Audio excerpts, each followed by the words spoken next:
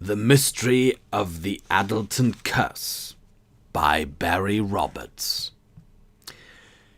It is to the very great credit of my friend Mr. Sherlock Holmes that his willingness to enter into an inquiry was never motivated by financial considerations. Indeed, I saw him often reject the possibility of large fees in cases which did not arouse his interest, and at least as often I witnessed his involvement for no fee in matters which stimulated his curiosity and offered him the opportunity to pit his logical processes against some complicated pattern of events. I have remarked elsewhere that 1894 was a busy year for Holmes, my notes of cases filling 3 large volumes, yet even in that year he took up an inquiry from which he had no hope of profit. We sat at breakfast one morning that autumn, reading our way slowly through the many daily papers to which Holmes subscribed. "Did you not say," he asked suddenly, "that your friend Stamford was treating Sir Andrew Lewis?" "Yes," I said. "Stamford told me that he had had to call in Sir William Greedom, and even that eminent gentleman was baffled by the symptoms." "Really?" said Holmes. "Do you recall what they were?" I cast my mind back to the conversation I had had with Stamford over a game of billiards a couple of weeks ago. Apparently, Sir Andrew was the victim of a general debility with lesions of the skin, headaches, fainting spells, loss of hair, attacks of vomiting, and in addition, the poor fellow's mind seems to have been affected. He believed he was the victim of a curse. And what did Stamford believe it was? He admitted to me that he hadn't the least notion. Greedom believed it was some obscure tropical disease that Sir Andrew picked up during his work abroad. Apparently, Lewis's son died in his 20s of something similar, though it took him more swiftly. Greedom thought that they had both been infected abroad and that the son, having caught the disease as a child, was more vulnerable. "Why do you ask?" "Because," Holmes replied, "the combination of Stamford and Sir William Greedom has failed to save Lewis. His obituary appears this morning." And he passed me his newspaper. The article recited the dead man's academic honours and titles, described some of his more famous archaeological explorations, and listed the many museums which displayed items that he had discovered. It referred to the controversy which had clouded his career and caused him to withdraw from public life in recent years. "Good heavens!" I exclaimed as I drew towards the end of the article. "Perhaps he was the victim of a curse." "Why do you say so?" asked Holmes, raising one eyebrow. Because it is suggested here," I said. "Listen," and I read him the relevant passage. The accusation concerned his conduct during the excavation of an allegedly cursed barrow at Addleton, and must have been the more painful for coming at the time of his son's death. Sir Andrew made no defence against his attacker, save to state that he acted honourably at Addleton. Fellow archaeologists were unanimous in decrying the attack, but Sir Andrew evidently felt it very deeply, for he took no further part in any excavation, confining himself to writing a definite series of papers and presenting occasional lectures. The shadow which he at least perceived as clouding his career now followed by his death from a condition which has defeated the best medical brains in Britain might perhaps encourage the villagers of Addleton to believe that their barrow was truly cursed. Sir Andrew leaves one unmarried daughter. "What do you make of that?" I asked. "What was the accusation against him?" "That," said Holmes emphatically, is journalism of a kind that one would hope not to find in an allegedly responsible paper. As to the accusation against Lewis, it was brought by his assistant on the Addleton excavation, one Edgar. He published a letter which raised what he claimed was a mysterious difference between the curious decorations on a sealed container found in the barrow and its contents, which, though valuable, were in no way unusual. He contrived to imply, without saying so, that a valuable item had been removed from the container overnight, after it had been discovered and before it had been taken from the excavation. "As you have read," he continued, "the academic world was outraged and supported Lewis to a man. Edgar's own career certainly suffered. He was well thought of until the Addleton affair, but is now, I believe, a lecturer at a suburban institute." We returned to our newspapers. Holmes was now into the more popular papers, which he read closely for their reports of crimes and accounts of police court proceedings. As he finished one, he passed it to me, and I was turning to the racing page when a heading caught my eye. "The Addleton Curse. Death of Eminent Archaeologist." I started the article out of idle curiosity, but as I read on, I became more engrossed. "Stamford should read this," I said when I had done. "Really?" said Holmes in a voice that suggested a total lack of interest. "Yes," I persisted. "Do you know what it says here?" My friend sighed and laid down the Police Gazette. "No doubt you're going to tell me, Watson?"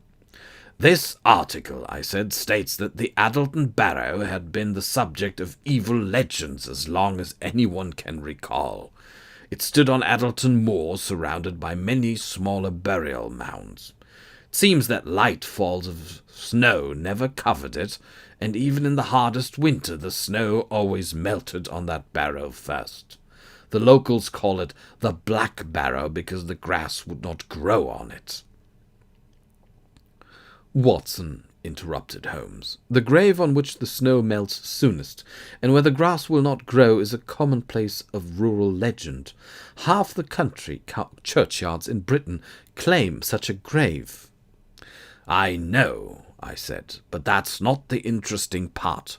They say here that after Sir Andrew Lewis opened the barrow, the village of Addleton was struck by a strange disease. Its symptoms were similar to Sir Andrew's, but it was not always fatal. Since then the area has suffered many stillborn children and numbers of deformities. The villagers insist that it resulted from Lewis tampering with a Black Barrow. What do you say to that, Holmes?"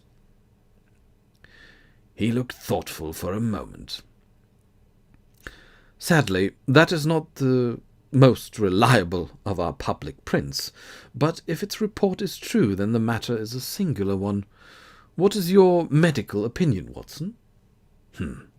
"Perhaps Greedom was right. Maybe Sir Andrew picked up something peculiar during his years in Egypt and passed it on to the people at Addleton. Maybe it's hereditary. Lewis's son died of it. It could be that his father acquired the infection before his son's birth. Perhaps it's one of those unpleasant diseases that can lie dormant for years and then become active." "Perhaps so," he said. "Watson, be a good fellow and pass me my writing case, will you?"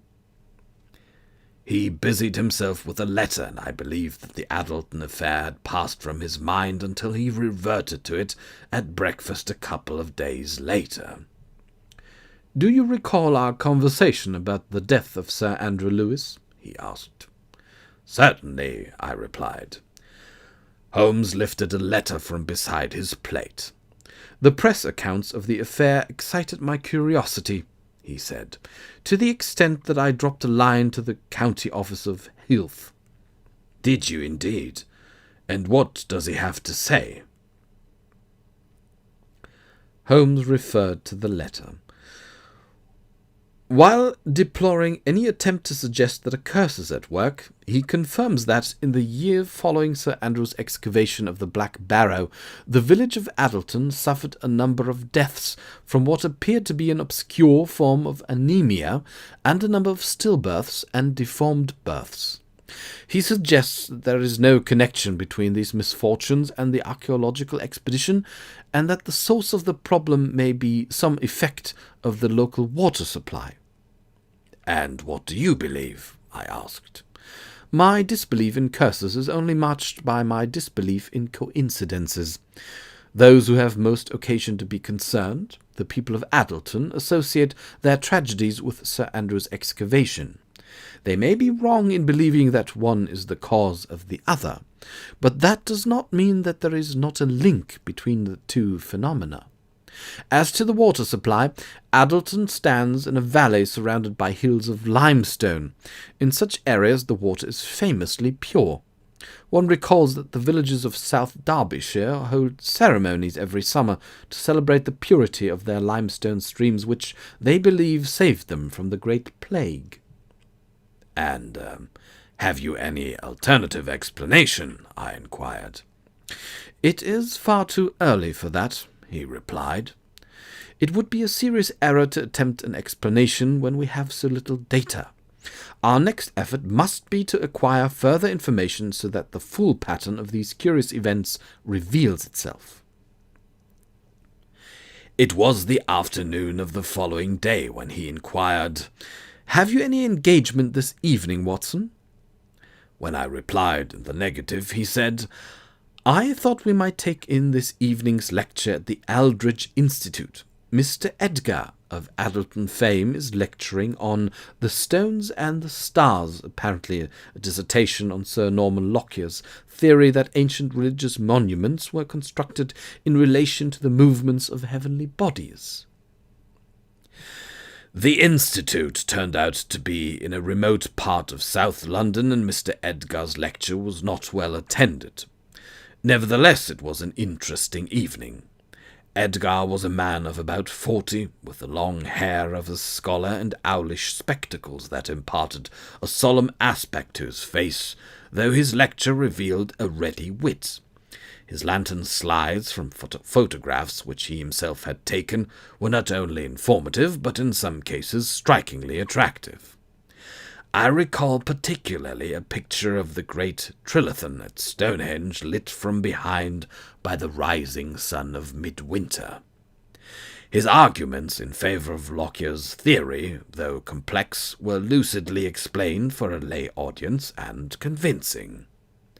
As the small audience trickled out at the lecturer's end, Holmes rose and approached Edgar, who was giving some instruction to the lantern operator. "We have enjoyed your talk," said Holmes. "Thank you, gentlemen," said the lecturer, "but I hope you are not journalists." "Why should you think so?" asked Holmes. "Because I have received a deal of attention from that profession since the death of Sir Andrew Lewis, and I have nothing to say to the press." "You may be assured that we are not journalists," said my friend. "I am Sherlock Holmes, and this is my colleague, Dr. Watson." The lecturer's eyes widened behind his round spectacles. "The consulting detective?" he exclaimed. "What, may I ask, is your interest in archaeology?" "You may have read," said Holmes, "my papers on logical deductions from strata, and early English charters as a guide to the Celtic principalities, though they were not published under my own name, but it is not those that bring us here. I would welcome your assistance in my inquiries into the death of Sir Andrew Lewis." "The death of Sir Andrew?" repeated Edgar. "Surely it is not thought that—" Holmes raised a hand. "No, Mr. Edgar, this is not a matter of murder. Sir Andrew, so far as anyone can tell, died naturally, but the manner of his death bears a strange similarity to the deaths and sicknesses that struck Addleton after the opening of the Black Barrow." You believe in the so-called curse of Addleton, then? Asked Edgar. Certainly not, said Holmes, but I have reliable information that the village has suffered a strange disease since the excavation, and it would be in the interest of Addleton's people to determine the cause. I know nothing of medicine, Mr. Holmes. How can I help you? Simply by telling me what you recall of the excavation at Addleton Moor, said Holmes. The archaeologist began packing his lantern slides away in their long wooden cases while he spoke. It was a favourite project of Sir Andrew's, he began. As a student he had been on Addleton Moor and seen that snow did not lie on the Black Barrow, and grass did not grow upon it. He did not, of course, believe in the curse, but he did believe that there was something unique about that barrow. So we went up there that summer 10 years ago to see what we could find. The weather was fair, and Addleton is a pretty village, but I tell you, Mr. Holmes, before we'd been there long I could have believed in the curse. Why was that? Asked Holmes. Edgar indicated his slides. One of my functions, he said, was to take photographs for Sir Andrew. I had no difficulty taking pictures of the moor, of the other tumuli upon it, or anything except the Black Barrow. On the first day I took a group of all the party standing by the barrow. It did not come out. I thought it to be merely a faulty plate, as all my other pictures that day were successful, but as the excavation progressed I found that every single plate of the barrow failed. In what way? Asked Holmes. They were all fogged, Mr. Holmes, every one. I could have a bright sunny day, an exposure time to the second, and the picture would come out looking as if it had been taken in a London pea-souper. Have you any idea of the cause? Holmes inquired. None whatever. It went on for days, and then it ended as mysteriously as it began. It ended? Exclaimed Holmes. Oh, yes, said Edgar. I have pictures of the barrow. Suddenly the fogging was gone, and everything was all right. I never knew what caused it. You hinted, said Holmes, that there were other difficulties. There were indeed, said Edgar. In the early stages Sir Andrew and several other members of the party became ill. With what? I asked. Nothing the village doctor could put a name on. There was sickness and itchiness. At first we tended to blame the beds or the food at the inns, but they were two different pubs at opposite ends of Addleton. Then people started saying it was some disease of the local cows or sheep, but that was madness, just the irritability of fellows who were not up to par. Then that passed off, just like my photographic problem. And was there anything else? Said Holmes. There were Sir Andrew's personal problems. His son arrived from London. He was in the army, you know, and the young idiot had got himself cashiered for debt. His father was furious at the disgrace, and there was his son bothering him for money. He was a wretched nuisance, hanging about the inn where his father stayed, and when Sir Andrew wouldn't give him his time, he'd turn up at the digging and hang about pestering his father. It was all very distracting for Sir Andrew. He paused. Then he felt ill, he said. Not like the rest of us, something really serious. We were just finishing up, and Sir Andrew had to come back to London, leaving his son sick in Addleton. He sent the best doctors up from London, but they did no good. The laird was dead in weeks. Do you wonder that I said it was easy to believe in the curse? No, agreed Holmes. And when you returned there, was the row in the papers? I hope you do not blame me, said Edgar sharply, though I blame myself for the timing of it. But I thought about it for weeks before I wrote my letter. I could not believe my own thoughts, but in the end, in all conscience, I had to say what I thought. and it appeared just as Sir Andrew's son died. I felt wretched, attacking at such a time a man I had admired and looked up to. It was all pointless, anyway. There was a wave of sympathy for him, the profession closed ranks, and nobody gave any serious attention to what I was saying. They say I destroyed his profession." He gave a mirthless laugh and waved a hand around him. "It didn't exactly do mine much good." "What was it about?" I ventured, for I had not completely understood Holmes's remarks on this aspect of the matter. "Have you seen the Addleton casket?" Edgar asked. "It was in the Barnard Museum, though they withdrew it from display when the row started to avoid attracting vulgar sensation-seekers." I shook my head, and he continued. "It was at the heart of the barrow, at ground level.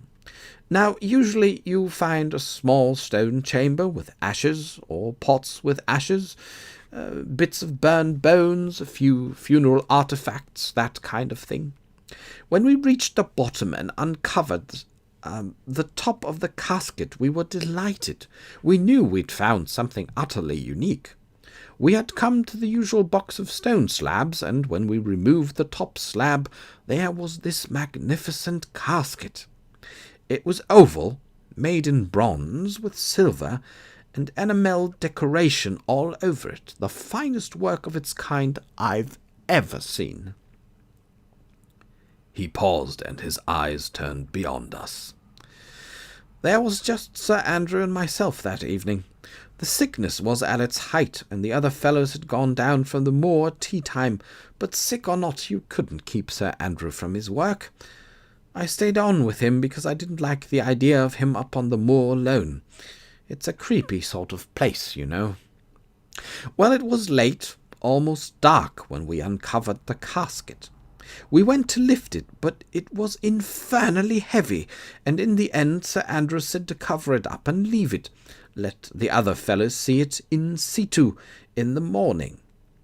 Before we put the slab back, I recall crouching in the pit with a lantern, for it was twilight, peering at the decorations on that wonderful thing and trying to make sense of them, and when I did, I shuddered." He shuddered slightly again at the recollection. "Why was that?" asked Holmes. "Death," said the archaeologist. "That splendid casket was covered in symbols of death. I have never seen anything like it, Mr. Holmes. Those old peoples were like us. They believed in rebirth. If there are decorations connected with their burials, they are always signs of life, sun wheels, spirals, plants, animals. But this was completely different. It was covered in skulls and bones." "And what did that suggest to you?" asked Holmes. "I was excited. I believed that the casket would contain something remarkable, something that its creators regarded as of great importance. Because we could not lift it, Sir Andrew and I covered it up and went down from the moor. We knew no villager would venture onto Addleton Moor after twilight. It was dark when we got back to our lodgings, and the other fellows had turned in, but I could scarcely sleep for wondering what lay in that bronze box. Next morning we returned to the excavation and carefully lifted the container and opened it. Soon as the lid was removed, we knew why it had been heavy, and I knew that it had been tampered with. Apart from being constructed from very thick bronze, the casket had been lined with a layer of lead. Now lead, as you may know, can decay into a powdery ash-like form, and parts of the lining had done so. Pieces crumbled away as we lifted it, and fell into the box, and while the rest of them gazed at the contents, I became aware that those dusty fragments of lead had been disturbed by human fingers. The marks were clear. I could not understand it. We were the first, or so it seemed, who had looked into that casket since it was placed under the barrow. But then I looked at the contents. "What were they?" I asked. "You might have seen those too in the Barnard Museum," he said. A pair of fine bronze mirrors, brooches, beds, knives, cups, a strange quartz pebble mounted in a bronze holder, knives, and the usual bone fragments and ashes contained in 2 handsome pottery urns. A very satisfactory find, or so my colleagues thought it, but they were wrong. Why was that? Enquired Holmes. Because there was nothing there that had not been seen in other excavations, nothing at all to justify those sinister decorations on the outside of the container, and thereby I knew that something had been removed. He drew a deep breath. Only Sir Andrew and I had even known of the casket's existence overnight, but someone had opened it, disturbed the leaden lining, and removed something, and that someone could only have been Sir Andrew. He closed a slide box with a snap. As I said, we came away, Sir Andrew distracted by his son's illness and the necessity to leave him at Addleton, and I appalled by the looting of our excavation by the man who had been my friend and mentor. The rest you know. There is really only one more question, said my friend. Which of Addleton's inns was Sir Andrew's lodging? Edgar stared at us blankly for a moment.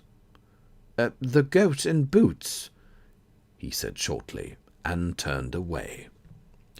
The next morning found Holmes and me on the doorstep of the late Sir Andrew's home. Like Edgar, the butler was disposed to believe we were journalists and drive us away, but my friend's card gained us an introduction to Sir Andrew's daughter. She received us in the morning room. Lady Cynthia was a tall, fair young woman, on whom sombre black sat well. "Mr. Holmes, doctor," she said, "my father would have welcomed the opportunity to meet you.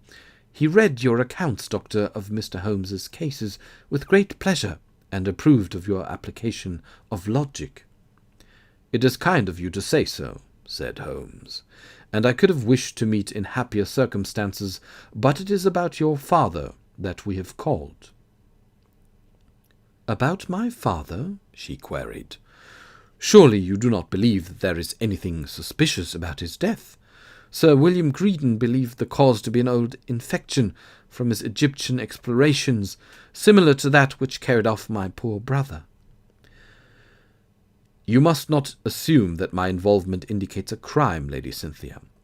The press has linked Sir Andrew's death with the so-called curse of Addleton. That is mere vulgar sensationalism," she interrupted. "We experienced the same nonsense at the time of Anthony's death." Holmes nodded sympathetically. "Nevertheless," he said, "I have reliable information that Addleton has suffered some strange infection since Sir Andrew opened the Black Barrow." "Surely you do not believe in the curse, Mr. Holmes?" "No, madam, not for one moment.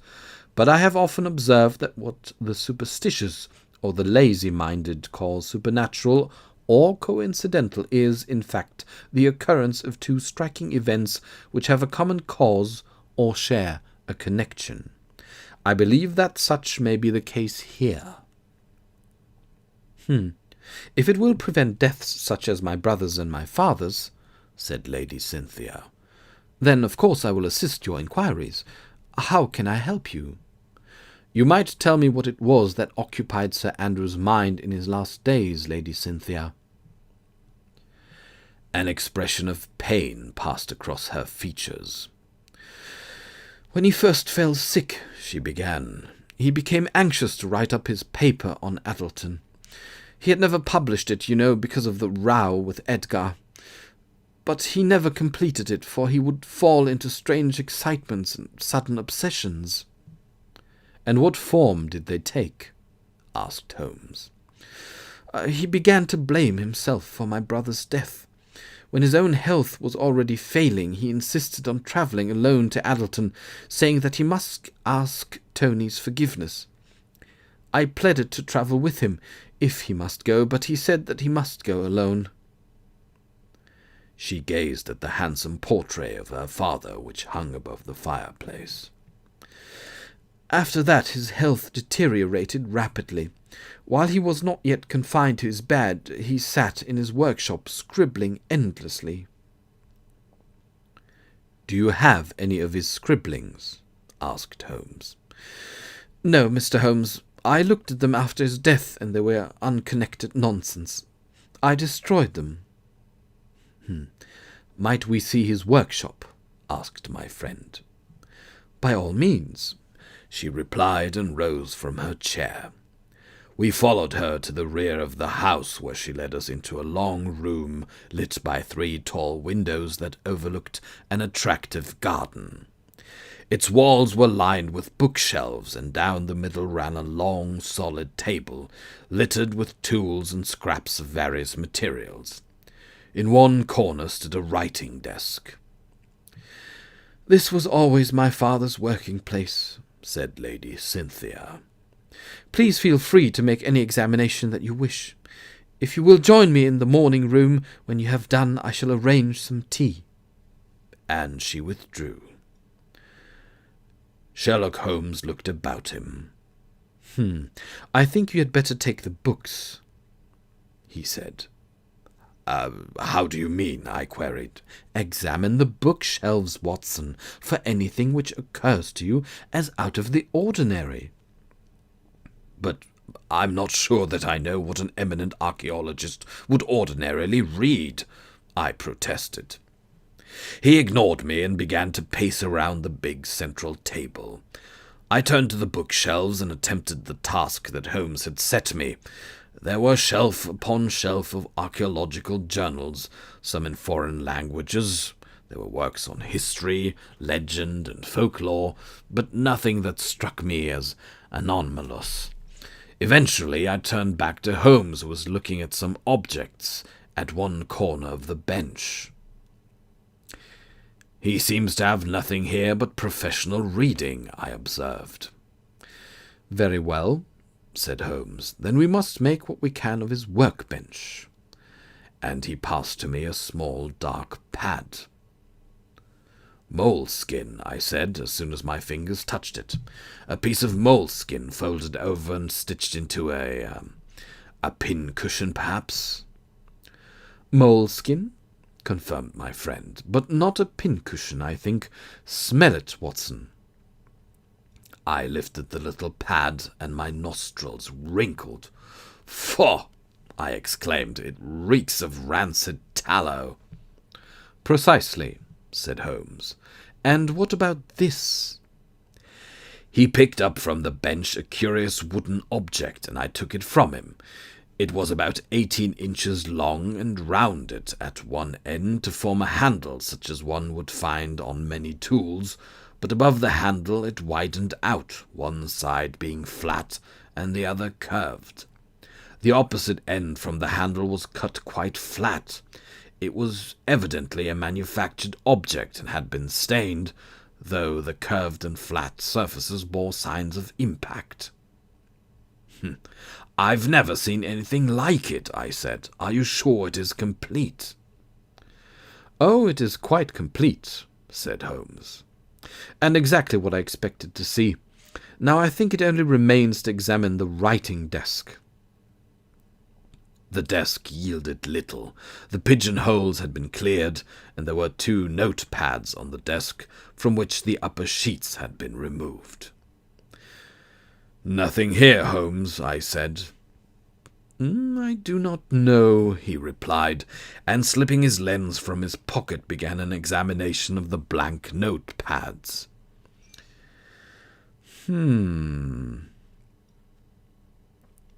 "Have you a cigarette, Watson?" he asked suddenly. I took out my case and opened it. "I see," said Holmes, "that the horses have not lived up to your expectations. You are reduced to cheap Virginias. Still, they will suffice."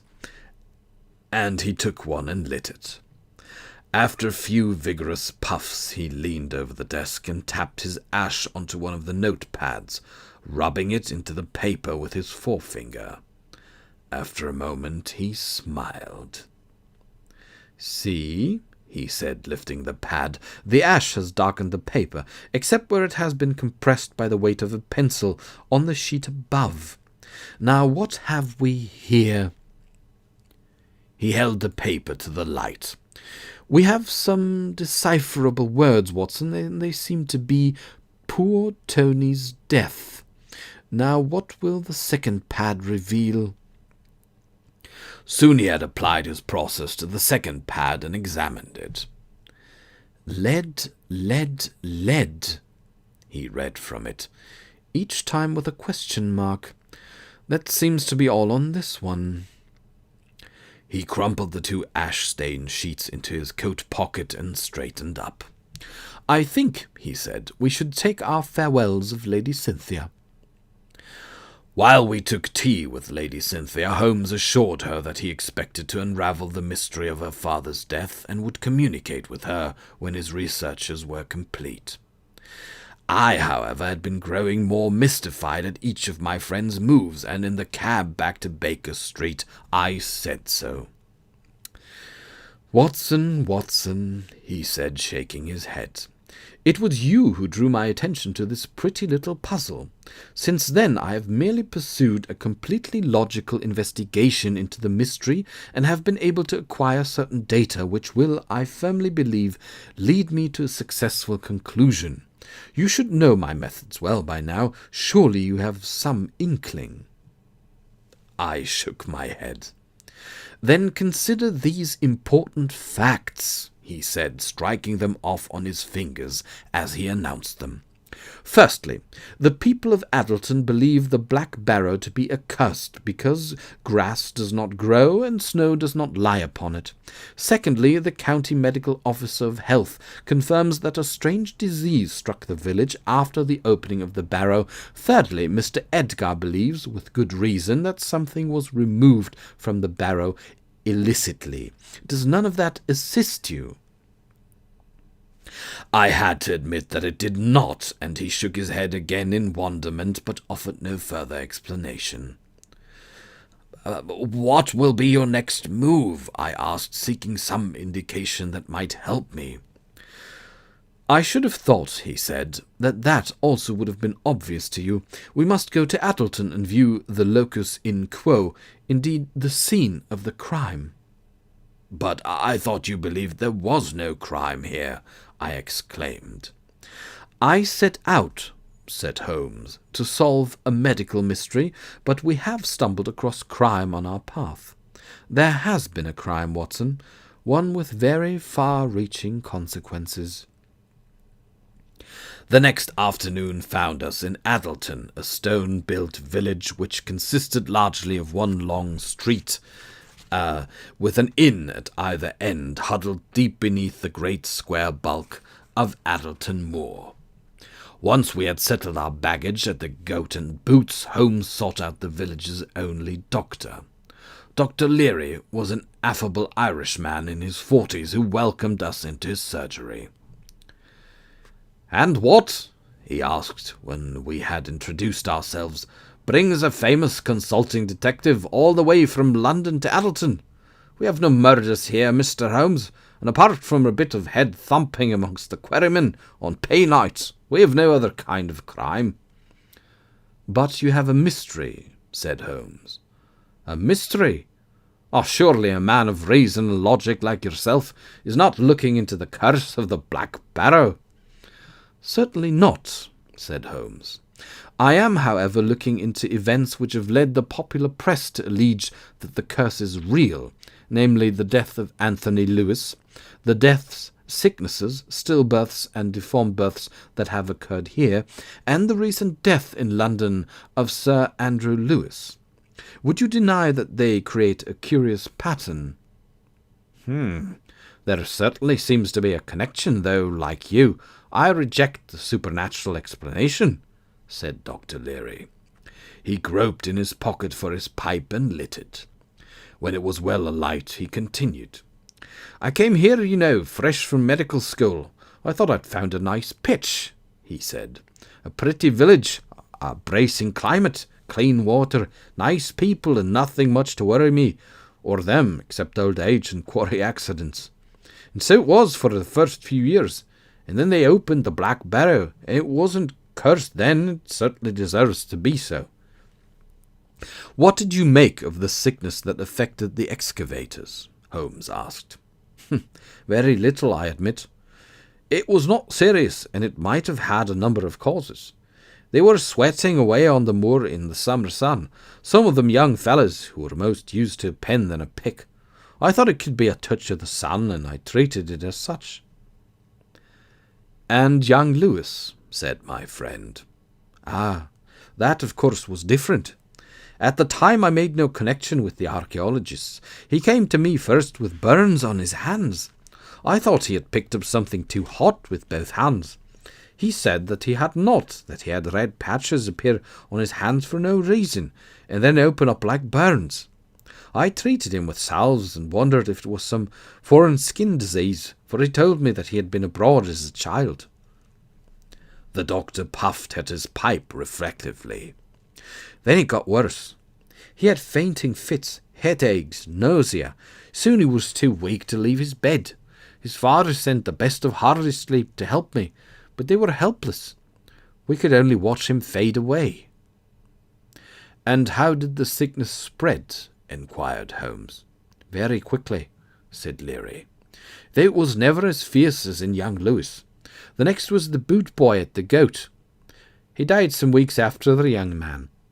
It seems he had been in the habit of slipping into Lewis's room in his spare time and listening to tales of soldiering, and the silly lad must have caught his death from Lewis. Then there was old McSwiney.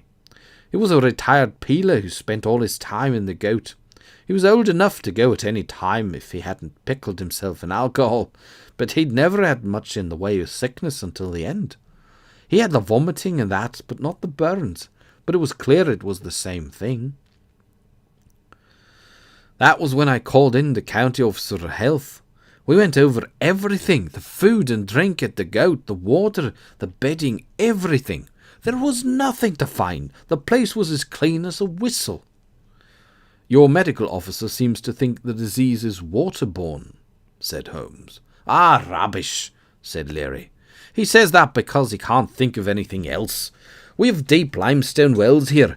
I've had the water under a microscope, Mr. Holmes. There's nothing in it except a few extra salts that people pay for in fancy spas.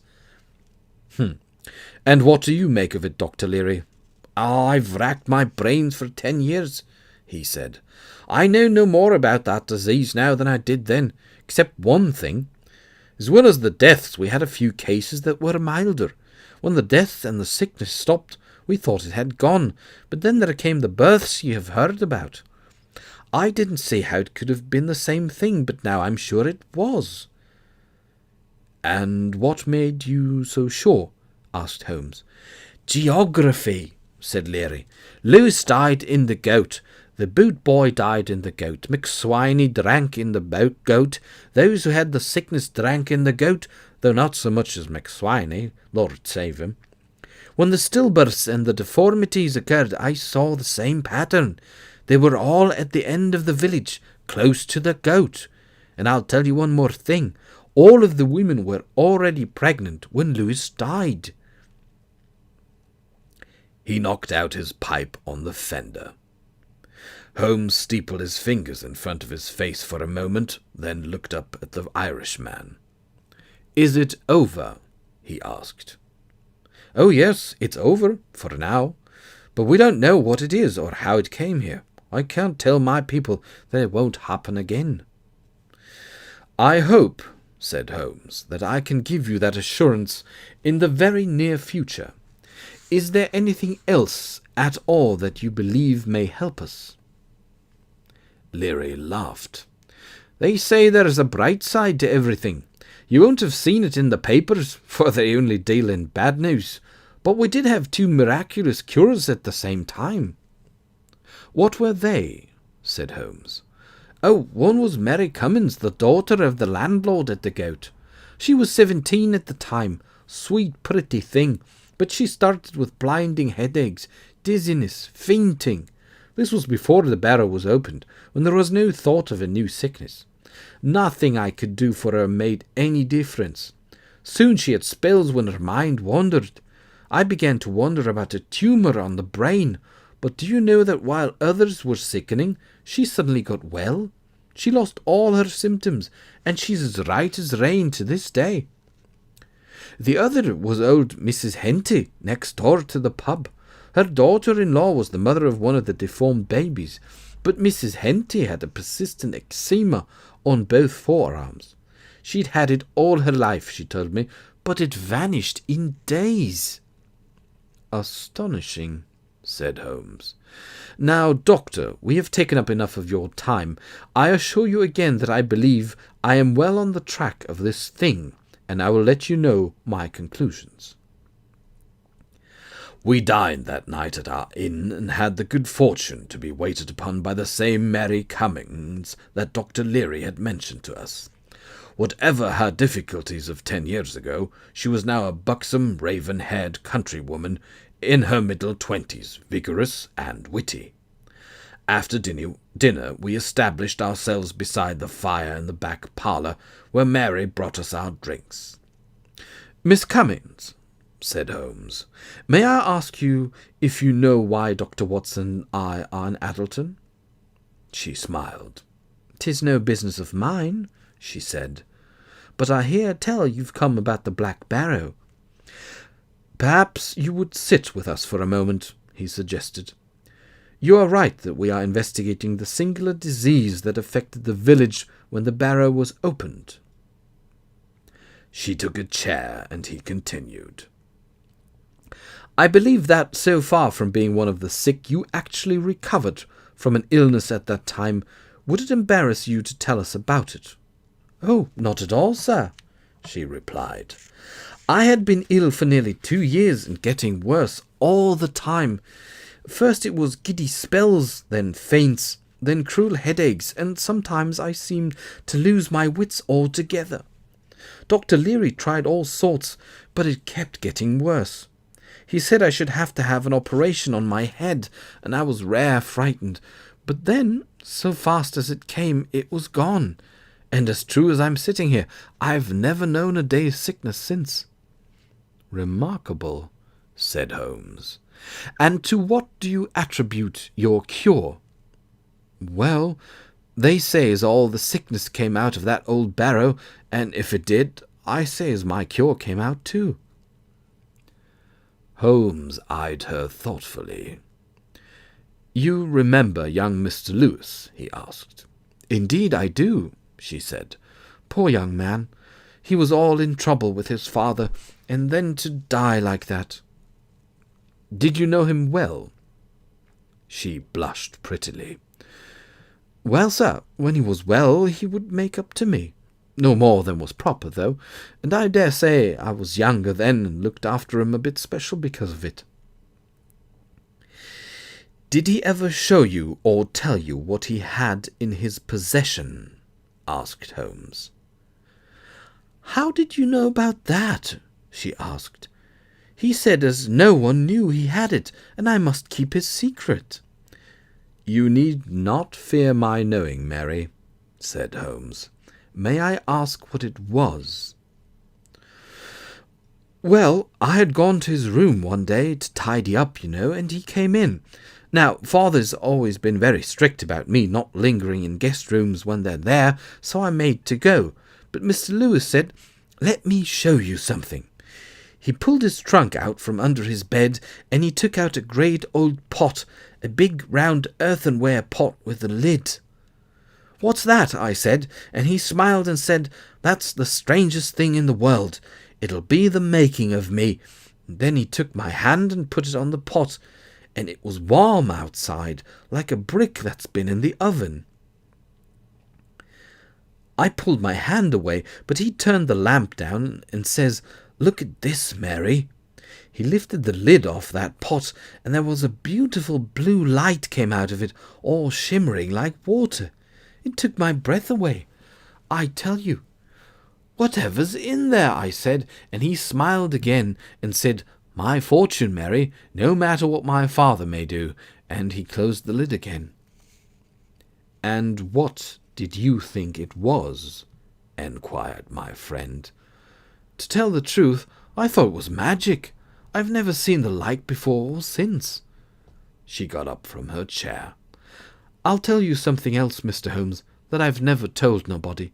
Sometimes I think it was what he had in that funny old pot that cured my brain. Now that's daft, isn't it?"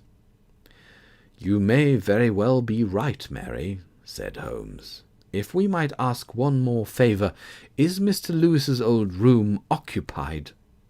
"No, sir," she said. "Did you wish to change?" "Not at all," said Holmes, "but I would like a glimpse of that room." She offered to take us up at once and led us to a room at the end of the main landing.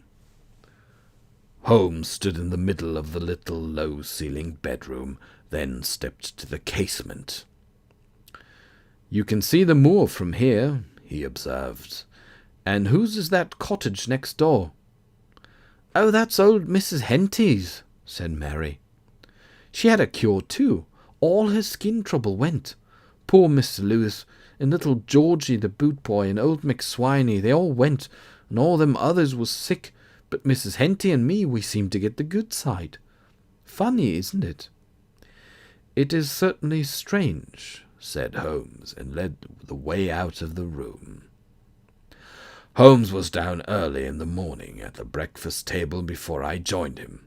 He was in high good humour, though a cold snap in the night had brought a sprinkling of snow to Addleton. "What next?" I asked him, having virtually abandoned any attempt to understand his inquiries. "I told you, Watson, we have come here to view the locus in quo, and once the village photographer arrives, we shall pay a visit to this ill-famed barrow." We had finished our breakfast when Mary informed us that Mr. Swain, the village photographer, awaited us in the parlour. He greeted us cheerfully and offered the opinion that it would be pretty on the moor in the snow. We took the inn's pony trap and, loading Mr. Swain's equipment, set out for the moor. Although the top of Addleton Moor lies at about 1,100 feet above sea level, a decent track winds up from the village at one corner, and, even with a slight covering of snow, we had no difficulty in reaching the top. On the exposed top the snow lay thicker, a blanket of white that glittered in the morning sun. All around us hummocks in the snow revealed the presence of burial mounds, each casting a pale lilac shadow on the white. Holmes stood up in the trap and gazed around him. "Ah, there it is!" he exclaimed and pointed. Ahead of us and to our left a dark mark broke the whiteness, and as we moved towards it, we could see that it was another tumulus, bare both of snow and vegetation, exposing raw earth. "Have you ever photographed the Black Barrow before?" Holmes asked the photographer. "Oh, no, sir. That would be a wasted plate. Nobody hereabouts would pay for a picture of that thing," he replied with some vehemence. We drew to a halt close to the Black Barrow, and Mr. Swain set up his camera under Holmes's directions. I walked around the mound, finding it nothing more than a heap of compacted soil, unrelieved by any blade of grass. Its lower edge was ringed with flat stones, and looking closely at its surface, it was possible to see where Sir Andrew's men had cut their trench through its centre. Apart from its nakedness, there was nothing to distinguish it from any of the 40 or 50 mounds round about. One did not have to be superstitious to find something disturbing in that patch of dead, dark soil. I stepped aside while Mr. Swain exposed 6 plates, and then we were back in the trap and returning to the village. Holmes was still in good spirits over luncheon, so that I queried his mood. "I have every right to be cheerful, Watson. This morning's excursion gave me the final piece of evidence. Nature has assisted my inquiry, though I made assurance doubly sure, and asked Mr. Swain for his photographs." Mr. Swain joined us over coffee, rather nervous and apologetic. "I do not know what has happened, Mr. Holmes," he said. "The general views of the moor are crystal clear, as they should have been with this morning's light, but all 4 plates of the barrow are spoiled.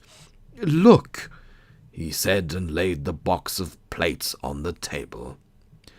Holmes took each plate in turn and held it up to the window, passing each to me when he had done with it. 2 were fine panoramas of the snow-clad moor, but each of the others was just a swirl of fog. But this is exactly what Edgar said happened to his plates," I exclaimed. "Precisely," declared Holmes, "and thereby our case is closed. I am deeply grateful to you, Mr. Swain." The confused photographer took the money that Holmes offered, thanked him, and left rapidly, as though he feared my friend would change his mind.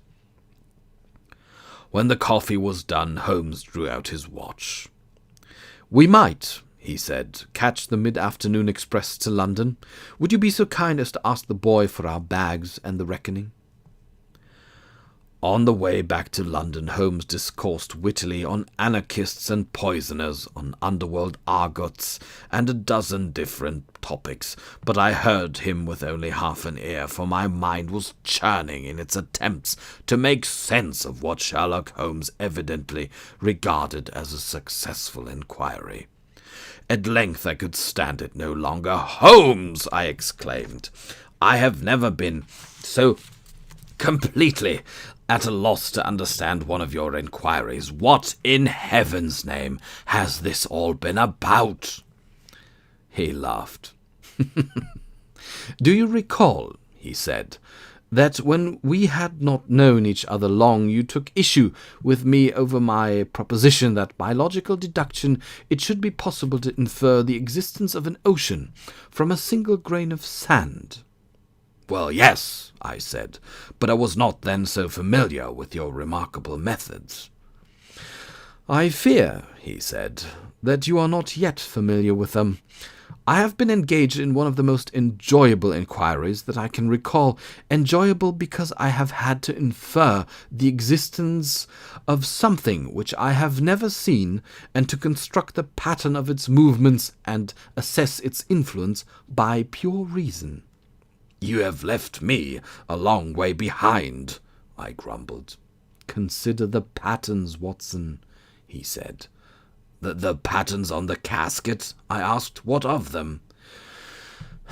"No, Watson," he sighed. "The patterns of the evidence as it unfolded." He leaned forward. "Let us begin at the beginning. The newspapers told us that snow would not lie and grass would not grow upon the Black Barrow. I admit I took that for folklore or exaggeration, but you heard Edgar say that it was the case. What did that suggest to you?" I confessed to no idea at all. "Watson," he expostulated, "you have been in mining districts. You have seen heaps of coal waste on which grass will not grow nor the snow lie." But that is caused by fires smouldering within the heaps," I said. "Ordinary soil does not smoulder, Holmes." "No, indeed, Watson, but that analogy led me to believe that something within the barrow might be emitting some influence or emanation that warmed its surface yet discouraged growth." "Such as what?" I asked. I admit that at first I could see no solution along that line, but then I recalled pitchblende. "Pitchblende," I echoed. "What on earth is that?" "It is an ore of uranium found in several places. For centuries German miners have been aware of it and afraid of it, for they knew that it could cause burns and sickness. Now you will recall my telling you of my experiments in coal tar derivatives at the Montpellier laboratories in France earlier this year?" "Certainly." "Among my colleagues there was a French scientist, Jacques Curie, a specialist in electromagnetism. He introduced me to a remarkable group of people who have theories about that substance. One was a Monsieur Becquerel, Another was Curie's own brother, Pierre, and another was Pierre's assistant and fiancée, a determined and intelligent young Polish lady called Marie Slodowska. All of them believe that pitchblende emits some influence that can affect its surroundings. Good heavens, I said, this sounds more like witchcraft than science. I assure you that they were all very fine scientists, Watson, and it occurred to me to proceed on the basis that they are right, and that pitchblende, or something like it, had been hidden in that barrow when it was first set up. He paused. That would neatly explain our first few facts, but what of the disease? Well, Mr. Edgar gave us the answer to that, with his clear proof that the bronze casket had been rifled in the night. Edgar's spoiled photographs were also the proof that something was in the barrow that spoiled his plates. He failed to realize it, but the later success of his photography was also the proof that something had been removed from the mound. He was sadly wrong about Sir Andrew's guilt. It was, of course, the younger Lewis.